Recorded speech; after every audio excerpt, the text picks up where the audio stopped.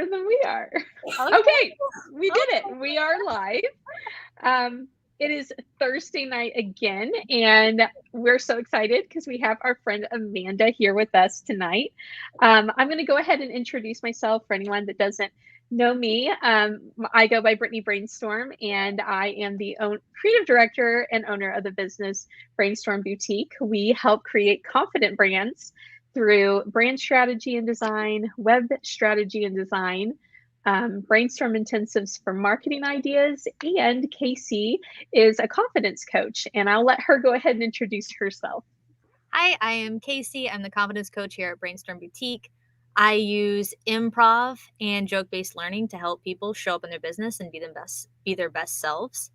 And with us tonight, we have Amanda Behrens.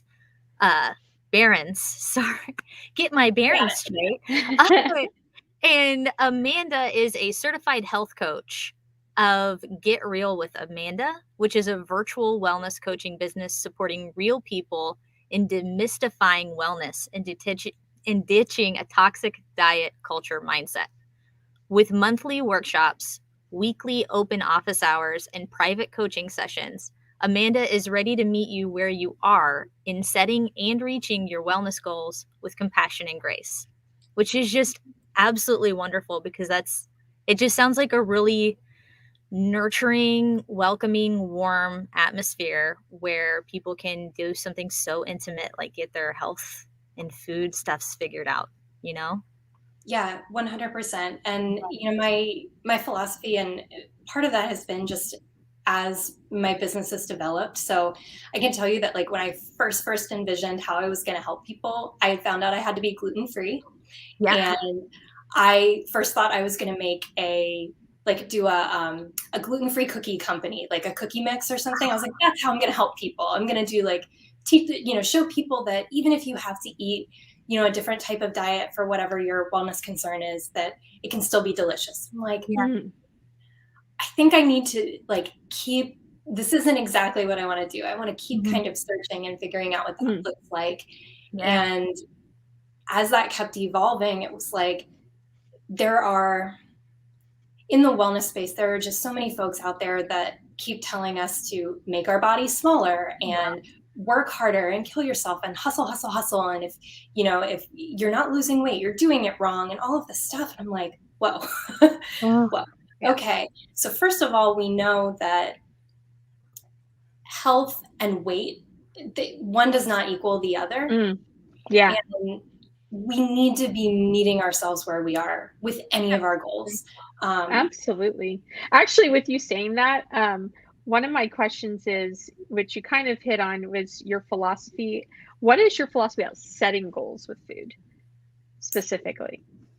When it comes to setting goals with food, I think probably the best place to start is think about what you can add versus what you can take away. So I think, again, when we tend to think about like what, like you mentioned, Casey, and in my intro, we have this kind of toxic diet culture mindset, which is like restrict. And, it was actually one of my nutrition professors who gave me that tip. And I thought, wow, that's so amazing. That's so right. Instead of talking to clients about what they can just keep taking away, what's one thing you can add? So that could be something really small. Like, I want to start adding 1 serving of vegetables, 3 times a week even. It could be a really, really small, manageable goal. And then once you hit that and you're feeling really confident with that, then you can increase and, maybe that's 1 new serving of vegetables every day of the week, and now 2 servings and things like that, where you're adding in versus taking away. And eventually what you might find is that by making that addition, now some of the things that were maybe not in alignment with your other wellness goals, those things start to fall away because there's only so much on your plate. Yeah, we actually have a couple comments here already. Amber says, love this great conversation from 3 fabulous women. Thank you, Amber. She owns the business Salt Light Social. She's the social media management and has a lot of great conversations herself. Amber, thank you for watching tonight. And we agree. We're so excited that Amanda's here sharing her wisdom. And Jessica Noel says, wait, I love that. Yeah. I know, like when you think about adding instead of subtracting, that just changes everything because we live in a society where it's like you need to do less, less, less of this, and everything just, I don't know, it just feels so overwhelming. So whenever you are, and I know there's a lot of things that's going to be specific to your client when you have their, when they're working with you and you're actually able to do like a strategy and look at all that stuff. Do you find that people do need just more addition and less subtraction in their lifestyle with food?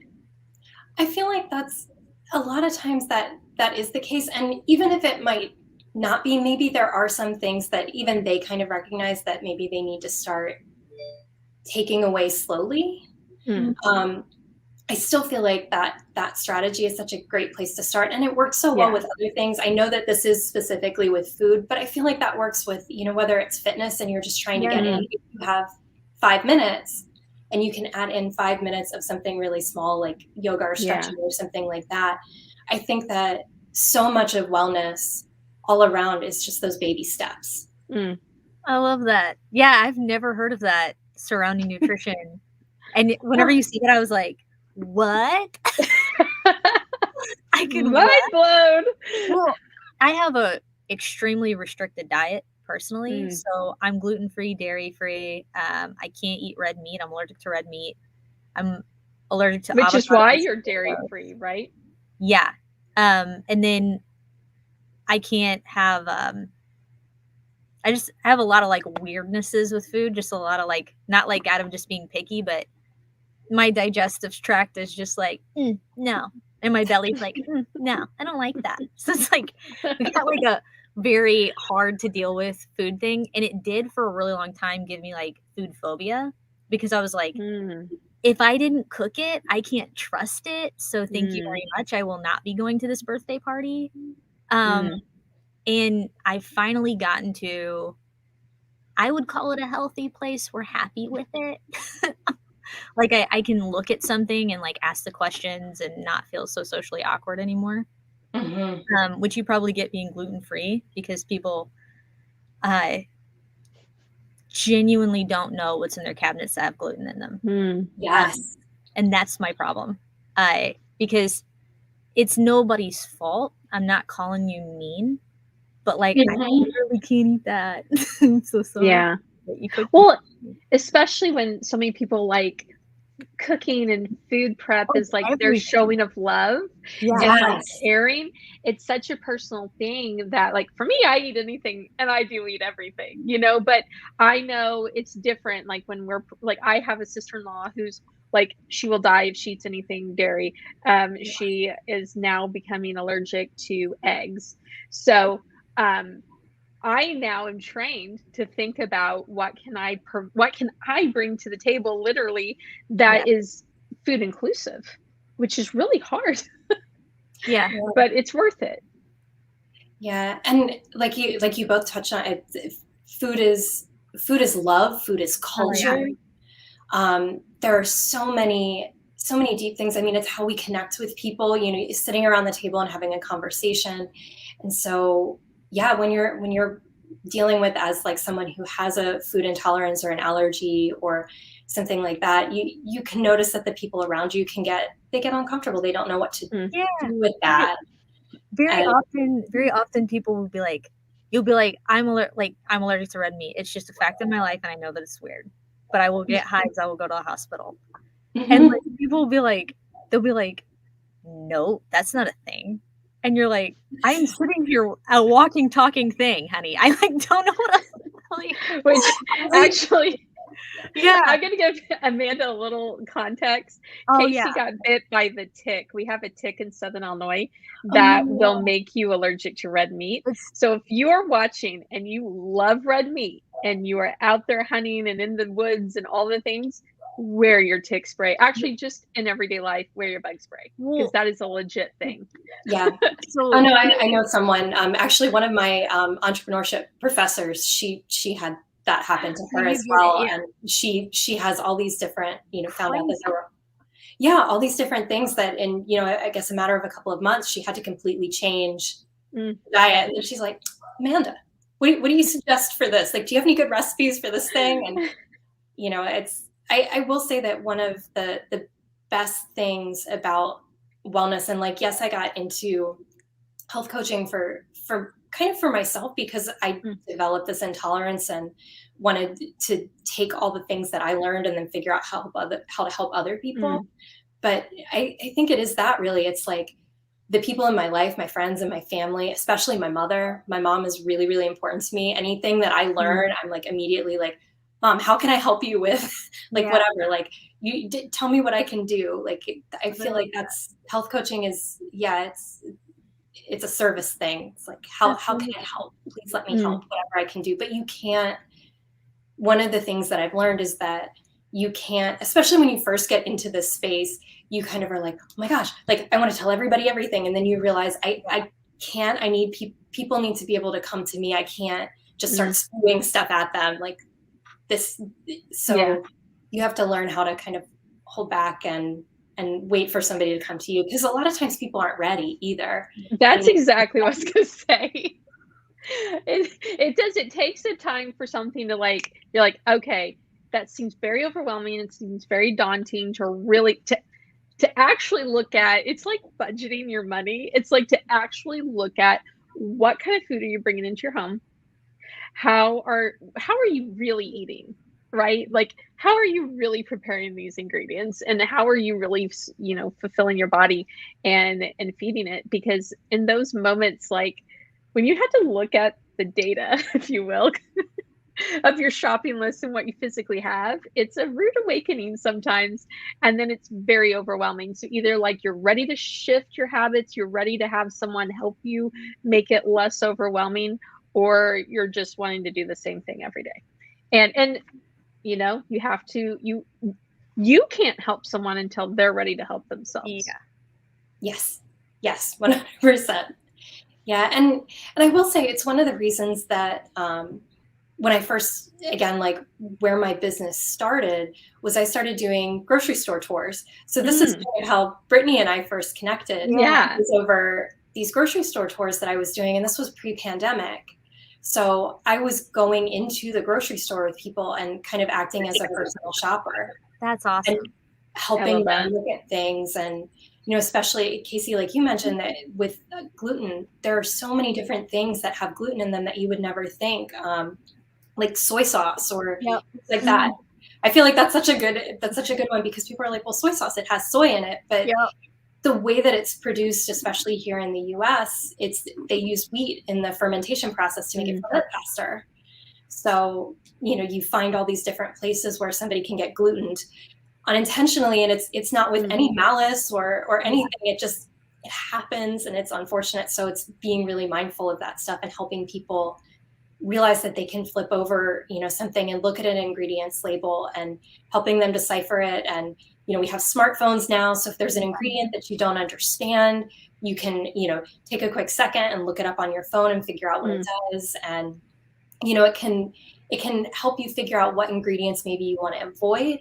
And then there are other ingredients like calcium chloride might be an example, where that's in canned tomatoes and all these different things. It's a preservative, and there's not really anything wrong with it. It's just in there, but you might see that and think, oh, what's this chemical? I don't have chloride in my tomato. Yeah, you're like, well, what is that? But it's really not harmful. It's not something to really worry about. So it's, figuring out those kinds of things too. That's a good point, because there are times you see those words and you automatically think it's bad, but it could just literally be like a really scientific or official term for something that may not be bad at all. Like xanthan gum. It took me a long time to realize that was like, because once I started like actually being like, okay, gluten is making me sick, we have to stop. Started cooking for myself and all that, and they were like, put xanthan gum on it, and I was like, ew, no, why? Like, what is that? And now you probably have it in your pantry, like if you make something. Yeah, I got a bag of it. Yeah, like, same. Yeah, I have a question for you actually. It's like along this lines. In talking about like all of these like dietary shifts and like kind of creating food phobias for yourself and all that other jazz, sometimes people will be like, okay, you need to cut out sugar completely, like forever. But then I'll see like, I've seen this around in my life. Then they'll have like one sugary meal or one piece of cake, and then it kind of just like seems to like slippery slope its way back into bad habits. Do you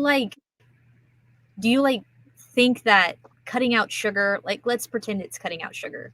Do you think cutting out sugar is healthy per se, or do you think that it's like kind of like what you're talking about, like adding things can kind of mitigate that you even have to cut it out completely?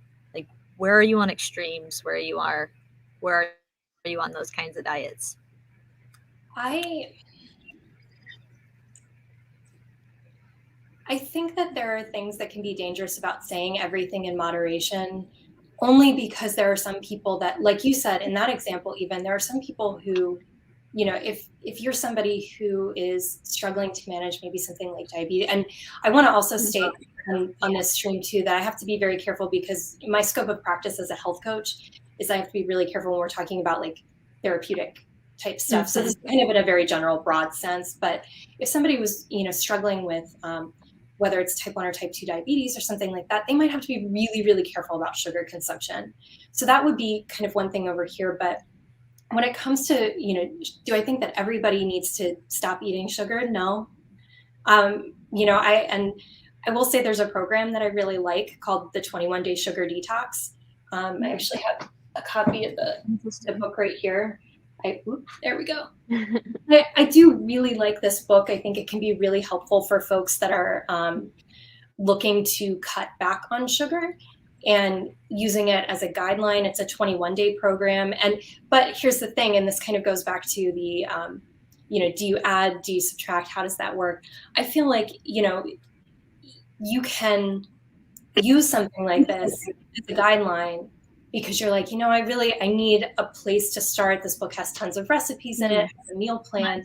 You could start with something like that to just help you kind of see what reducing sugar could look like. But you can still incorporate what feels good to you. Is that like per the program? No, but we're human beings that live lives in the real world. So, could you do this program to a T for 21 days? Absolutely. There are tons of people who have, but I don't know that that's right for everybody. But you can have a starting point to look at something, and the recipes that are in here are really helpful. They're, fresh, whole food ingredients. I think that, kind of baseline things, whenever we can get back to, as best as we can, something that is sort of a food that is closest to its natural state as possible, that's always good. But that's not always realistic for everyone, whether that's, because of time constraints or light constraints or budget constraints. So it's just doing the best that you can where you can. And again, meeting yourself where you are with that. Yeah. Love that. I think that's a really good point, because I am a chocoholic. Okay. I love chocolate. It's like, can't give it up. And so now not that I'm perfect at all, because I'm not, but now it's like I compromise where I allow myself like 2 squares of dark chocolate at night. Like that, like kind of like ends my day. Like, okay, I got through the day. This is my treat. And, I found other ways to like incorporate it with like, whether I melt it and add oats or peanut butter or like a banana or something like that, where is it the healthiest? I don't know. But to me, it's like, okay, it's either that or I'm going to like a whole dozen of like Oreos or something, go like completely the other end. So I think sometimes it's also seeing like, what is that trigger for you, or that comfort food that really does bring value to your life? And then how can you add it in a way to where it's not harmful?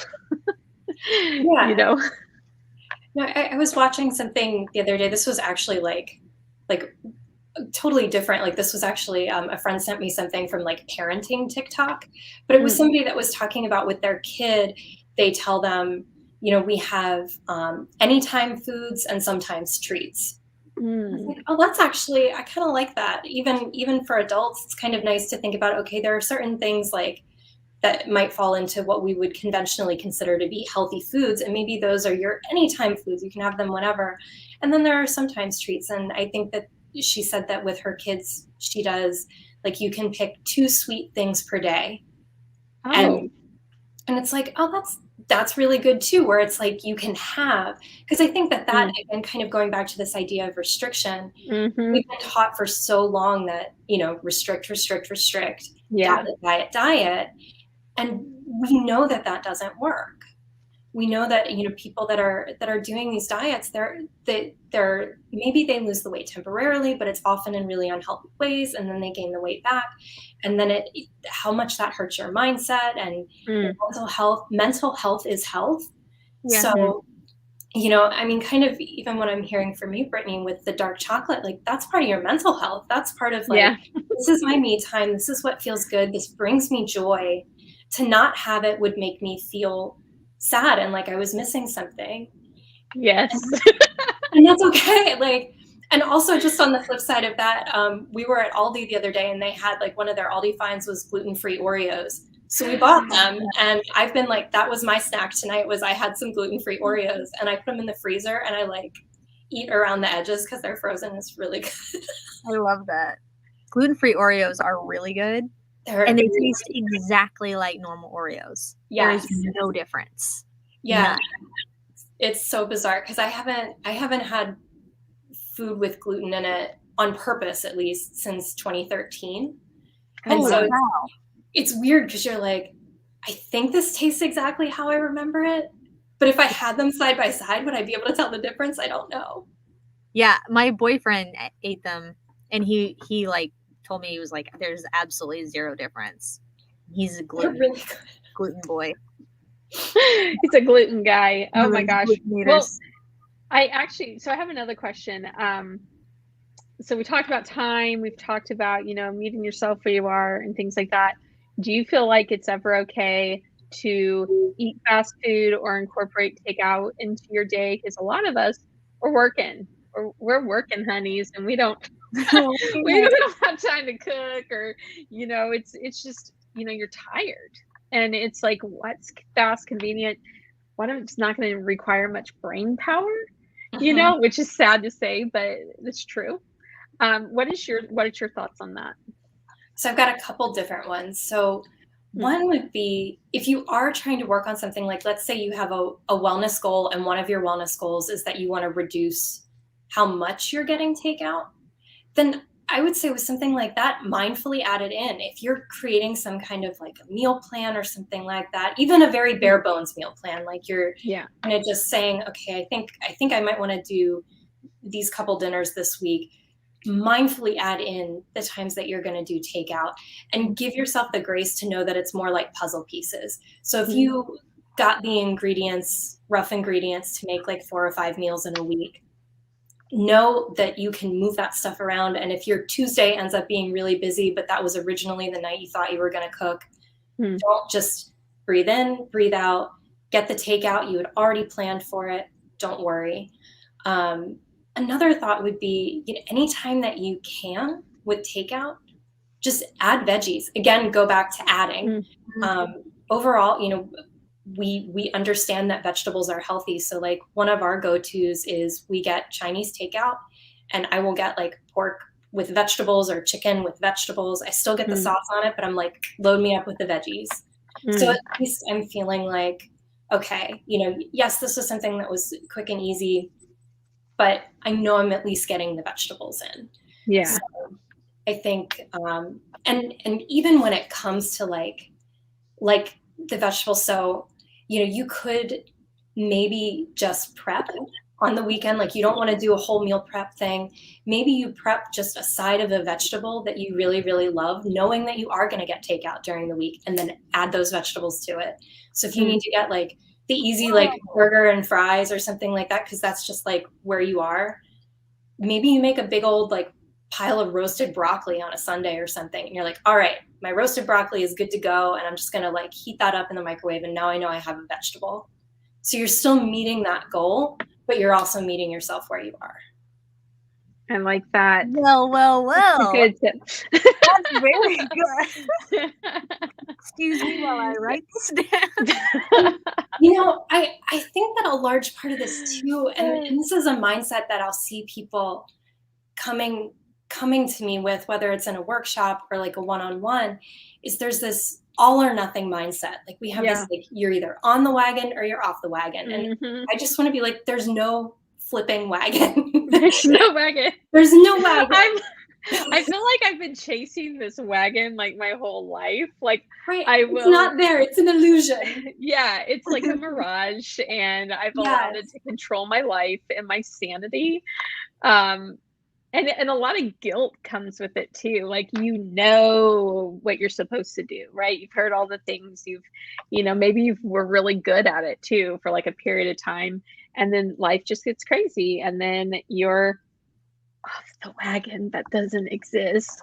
And then you just feel like, well, I missed the wagon, so this is where I'm at right here. I'm just going to sit down here in the desert, and I'm just going to give up. Be a cactus now. I'm a cactus. There's no wagon. I'm a cactus. And it hurts when people hug me. Cactus now. Yeah. There's no tumbleweeding or anything. No tumbleweed.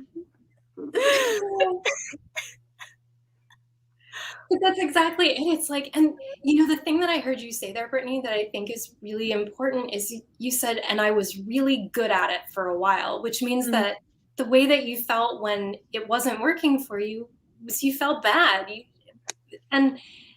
shouldn't be feeling that way about food. Food, that's something that I really, food does not have a moral compass. There are not good foods, there are not bad foods. There are foods, and depending on what your goals are, there might be foods that are more in alignment with those goals and foods that are less in alignment with those goals. But they're just food.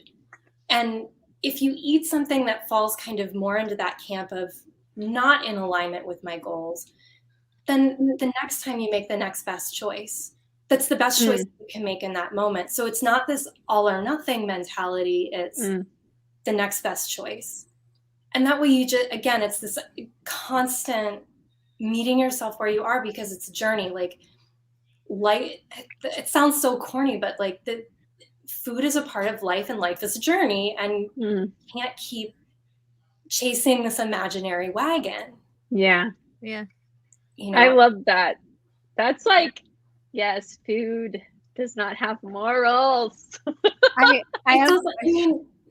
How many of us like grew up with this thing where it was like, somebody was so bad because they ate the pizza or the cake, but they were so good because they ate a salad. Like, oh my gosh. We attach the morality to the food, and then that gets stuck on us too for being good or bad. And it's like, no. Yes. No. My food journey is my food journey is a flat black circle. It's just not my favorite thing. I definitely am not looking in the rearview mirror at all at that. I feel like all the like diet culture stuff, just that all of those commercials, all of that kind of stuff was so in our face all the time with young girls. Yes. Especially young girls in 2000. I don't know what it was about Y2K, but everybody was getting skinny. And so much so that one time I was talking about a fashion era with someone, and they referred to the early 2000s, late 90s as heroin chic. Yeah, I knew you were going to say that. Man. Okay, yeah, so it's that widespread. Well, that I felt like was just, I mean, I think we all know that's just awful and absolutely terrible. And so unattainable unless you're literally doing a substance like that. We didn't know.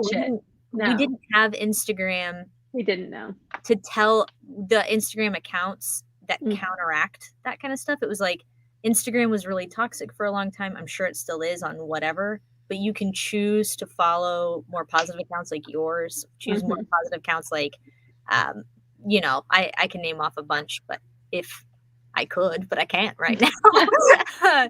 But you know what I mean? And it's crazy because every day I go through my feed and one of those women will post something that'll be like, my body looks like this when I do downward facing dog. And I'll be like, oh my God, I didn't know that. Everyone else's body looks like that when they do downward facing dog from their perspective.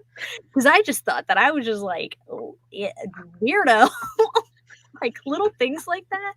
Does that make sense? Yeah. Am I making sense? The body positivity movement on social media has, I think, been a lifesaver for a lot of people. It makes me want to have a daughter right now. It makes me want to have a daughter right now.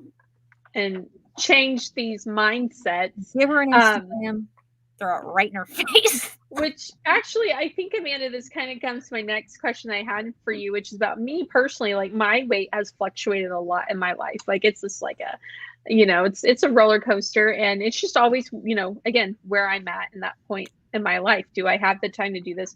Do I have the resources to do these things? And there's some times where, I have to focus in on one goal. And when I'm focused and zoned in, then these other things fall apart. And we talked about that actually quite a bit last year. You and I did. And I wasn't ready to get on that path for myself in some areas. And now I think I am.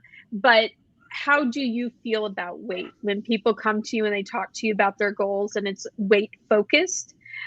Do you agree with that, or do you try to change that narrative or mindset for people, or at least offer your perspective? Yeah, I think offering my perspective on that and making sure that someone understands that, like, this is my perspective, but it's very much my belief. So you mentioned the body positivity movement, health at every size. It's another movement. Unfortunately, I'm not versed, and I know that's something you can actually get certified in. It's something I'm curious about getting certified in, but weight and health they're not directly equal. We have this idea that in order to be healthy, we must be a certain size. And when you think about, even shows, and like Casey, you were talking about like the early 2000s and stuff, shows like The Biggest Loser made us think that, like, well, obviously somebody needs to be, really, really small. We need to keep making ourselves smaller. And the ways that they did that with folks were so unhealthy. And, it's, weight does not equal health. Health does not equal weight. There's so many other better markers of what a person's health is. And that can be things that are very, scientific, like what are your blood markers saying and things like that. And you would work with a practitioner on that, of course. But, it's also things like, how do you feel? What's your energy like? How are you sleeping? How are you able to move? If you're working out, how do your workouts feel? These are all much better indicators of health. You can't know a person's story from looking at their body. And to think that you can is ridiculous.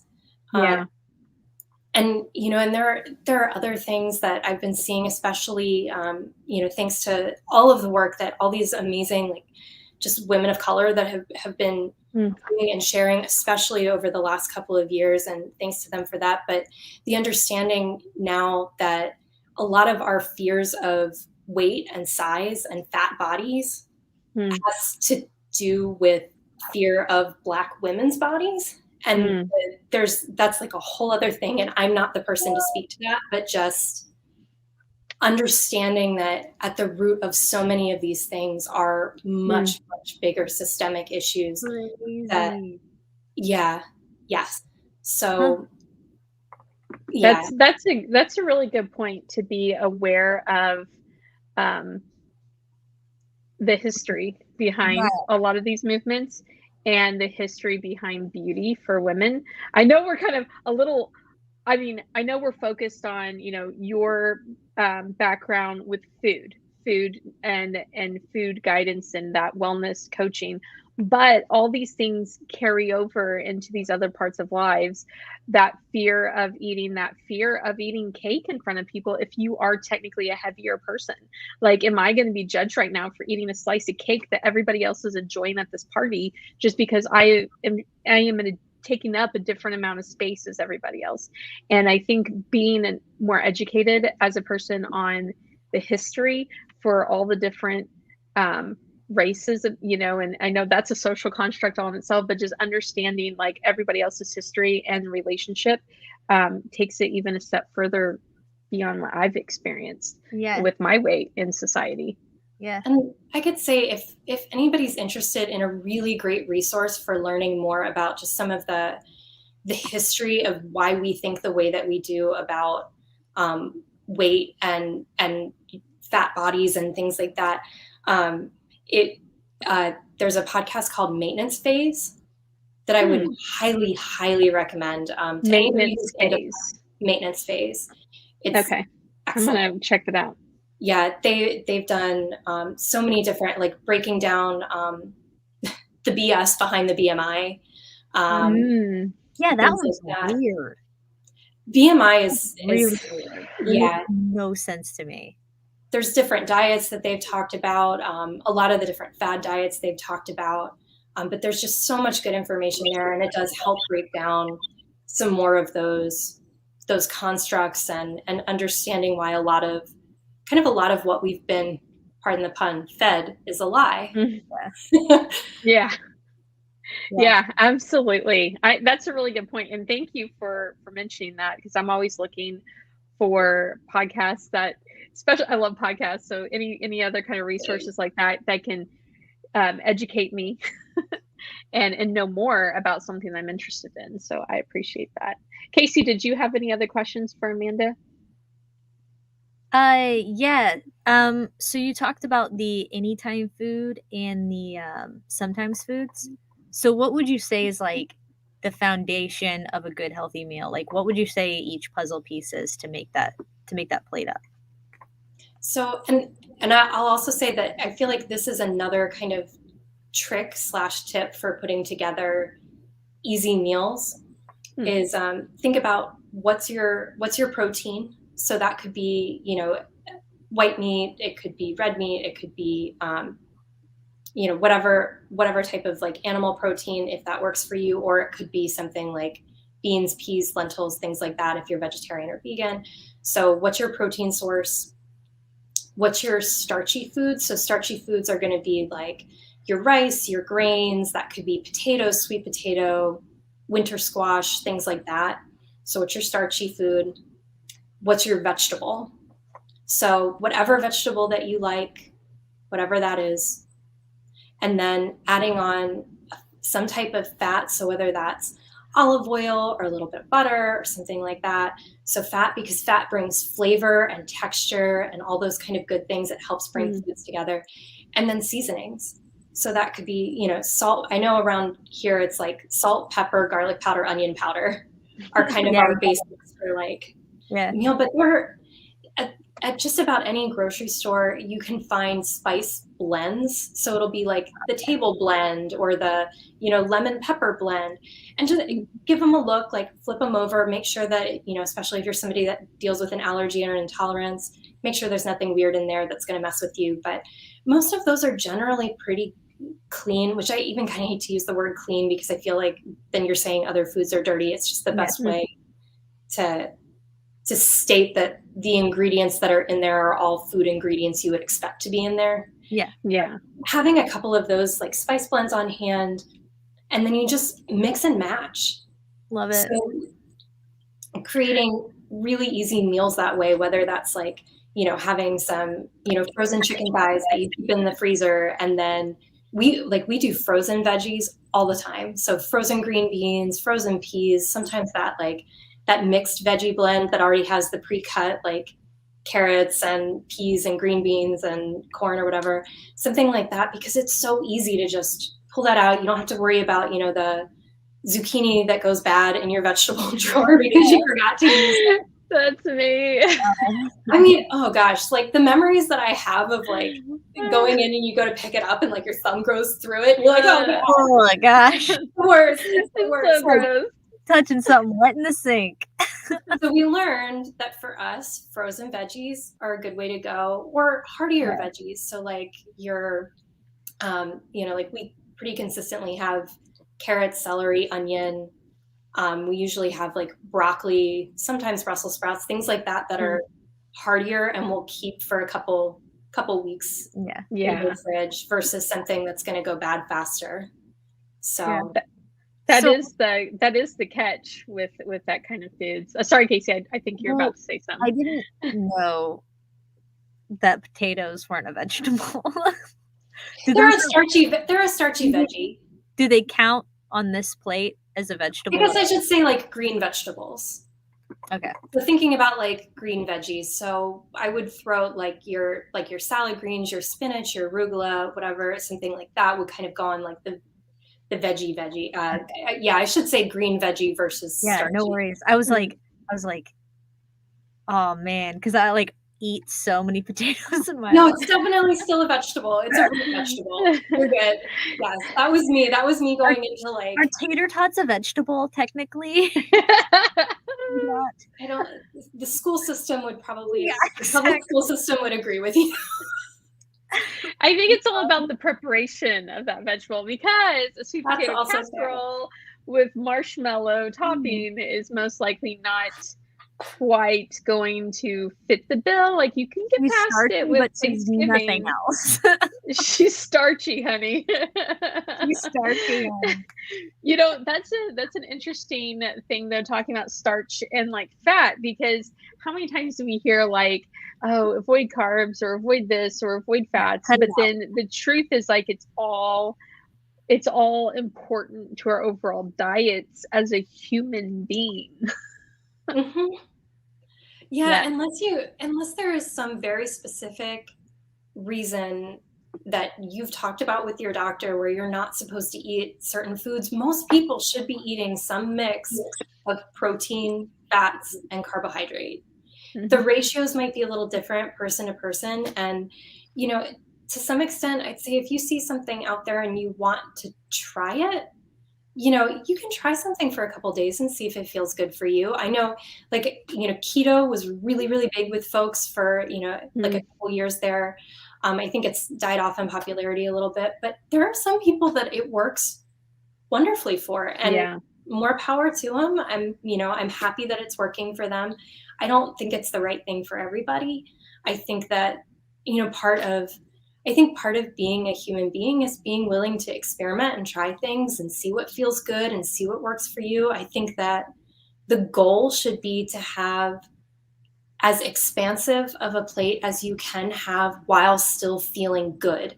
And again, feeling good can be things like, you know, how's your digestion doing, or, you know, what are your allergies or intolerances? But I mean, feeling good is also, again, you know, are you feeling super sluggish at work during the day? Or, you know, how are your workouts feeling? How are you sleeping? All of those things play into, do I feel good? And if you start noticing patterns in, I eat some of these foods and I don't feel good, then that might be your signal to start looking at what you can change. And again, it's not changing everything all at once. It might just be pulling out one thing.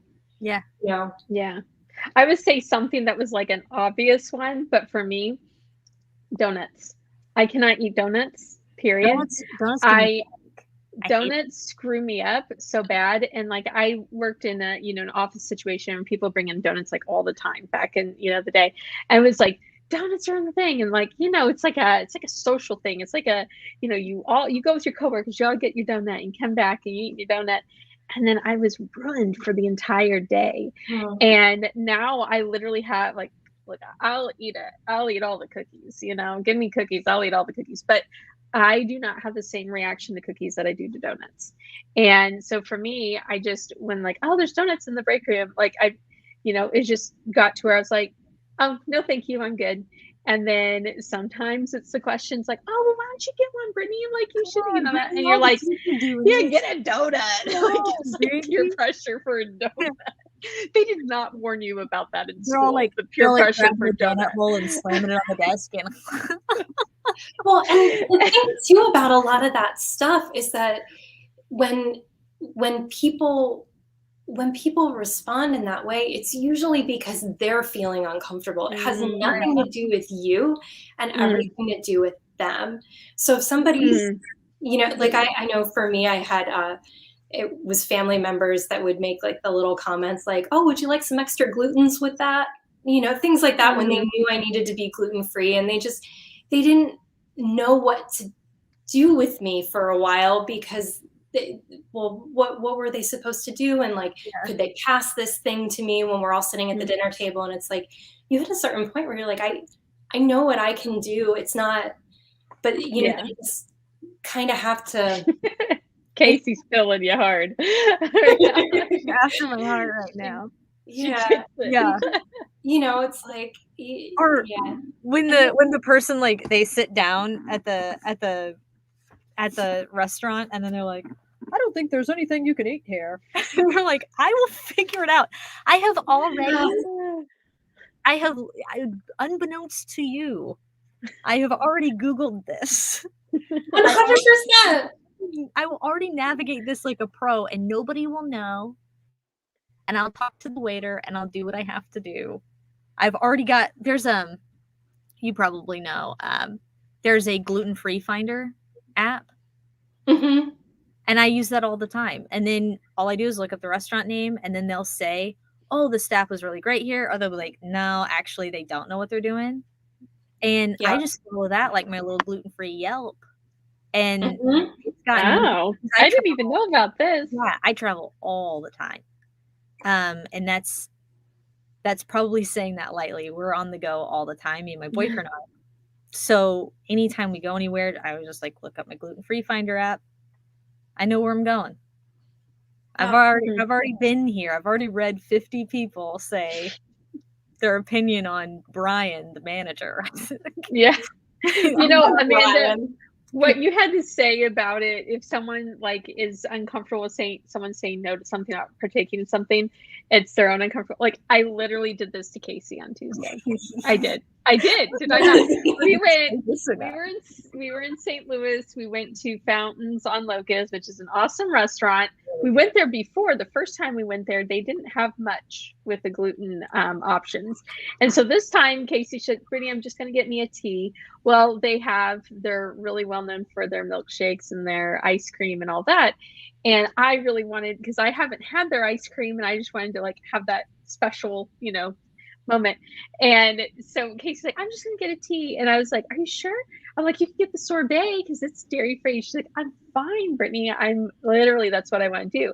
But for me, I told her, I said, I'm going to feel so bad if I'm sitting here eating this elaborate sundae and you're drinking tea. And she was like, no, trust me, it's what I want. And then in that moment, I had to be like, it's not about what I want. It's about what Casey wants for herself.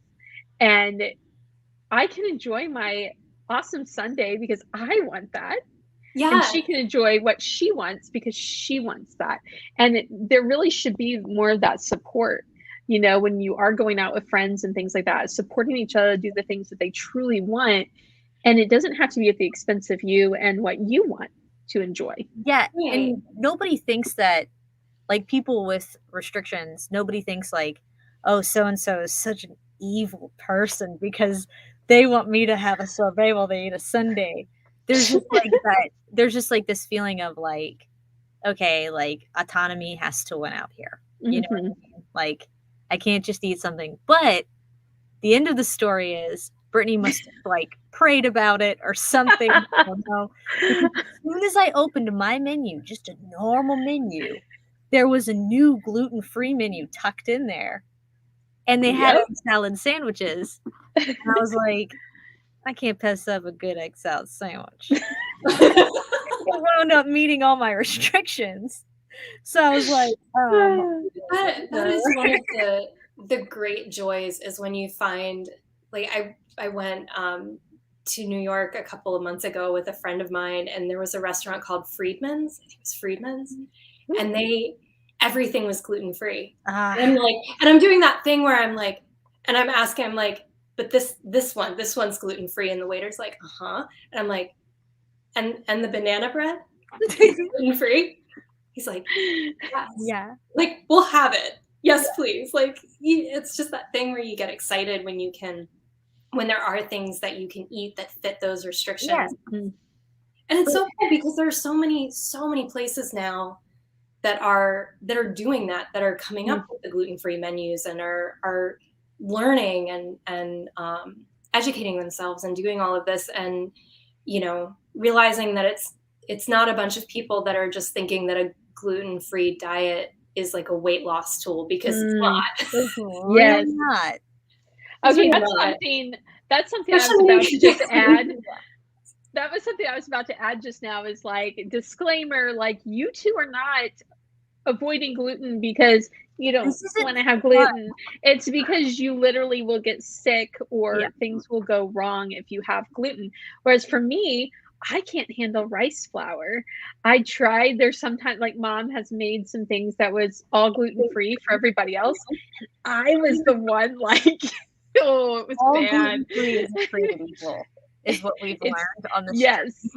It is. It has been a journey. And so like all that to know, like if I'm over here chowing down on gluten foods, it's, you know, it's like, it's not, again, like what you said earlier, there's no moral compass with foods.